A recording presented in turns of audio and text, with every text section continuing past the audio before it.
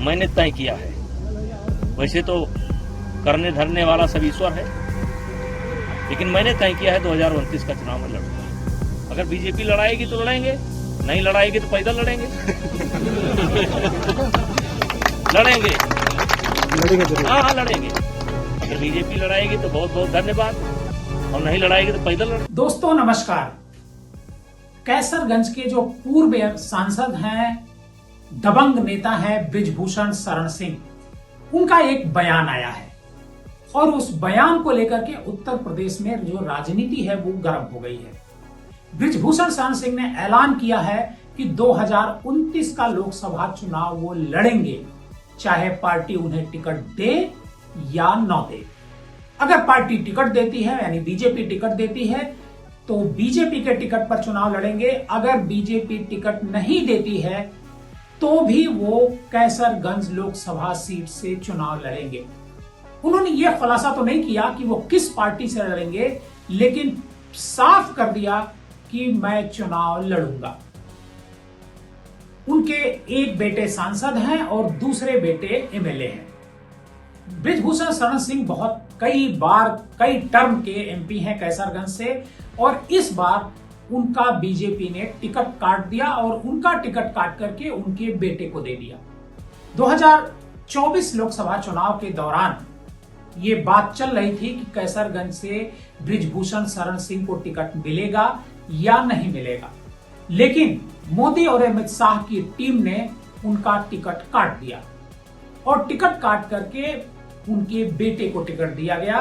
पहले ये बात चल रही थी कि उनके परिवार का कोई और भी सदस्य चुनाव लड़ सकता है, लेकिन उनके बेटे को टिकट दिया गया और बृजभूषण शरण सिंह का टिकट काट दिया गया।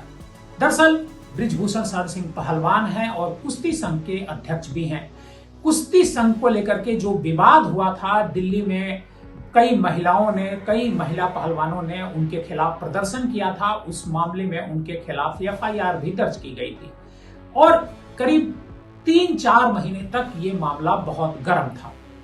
जब चुनाव आया तो बीजेपी को लगा कि अगर बृजभूषण शरण सिंह को टिकट हम देते हैं तो ये मामला खराब हो सकता है, इसका गलत असर जा सकता है।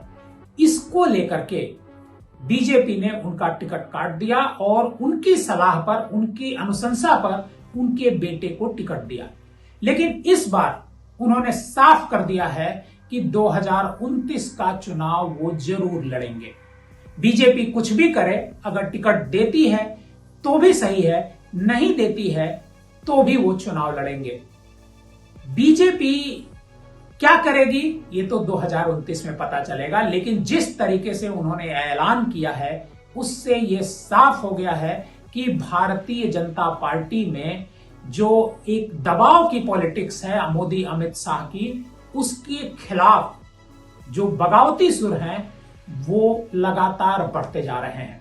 वैसे बिहार चुनाव के बाद ऐसा लग रहा था कि मोदी और अमित शाह की जोड़ी के खिलाफ कोई बोलने का साहस नहीं जुटा पाएगा, लेकिन जिस तरीके से बृजभूषण शरण सिंह ने यह ऐलान किया है कि 2029 का वो चुनाव लड़ेंगे ही लड़ेंगे, उससे एक बात साफ हो गई है कि मोदी अमित शाह जो चाहते हैं वही नहीं होने वाला है, उसके इतर भी कुछ हो सकता है और उन जो बागी लोग हैं वो उनके खिलाफ आवाज बुलंद करते रहेंगे।